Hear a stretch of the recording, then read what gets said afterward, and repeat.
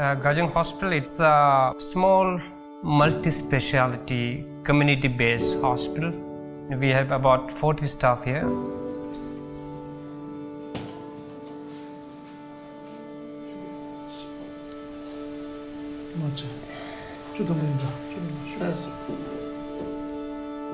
On the behalf of our hospital and our patient, RDTS and the community, I would like to thank Tibet Fund and its supporter for supporting many of our major community-based health initiatives.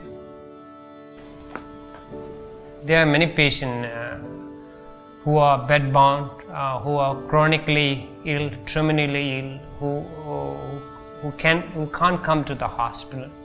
So we have started this community health worker program to visit those patients who can't come to hospital at their home for various healthcare services. Chronic hepatitis B is the biggest public health problem in our community. It kills more than tuberculosis, more than HIV, more than malaria. We estimate that about 9 to 12% of our populations are infected.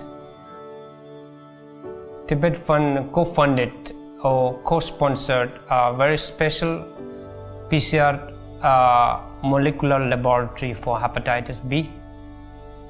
And this laboratory facility has benefited 346 patients in last 8 months, saving times, improving the quality of report, and saving about 1.5 million Indian rupees for the patient.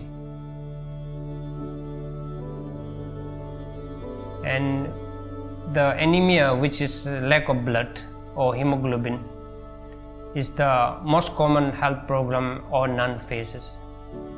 We have screened 226 nun by blood tests for anemia, and we have found that 50% of them, about 126 of them, are anemic. And then after that we started them on treatment and then followed them after 1 month of treatment, and then followed them after 3-month treatment with blood tests. And we found that after treatment about 90% of them, the nuns, have responded well to the treatment.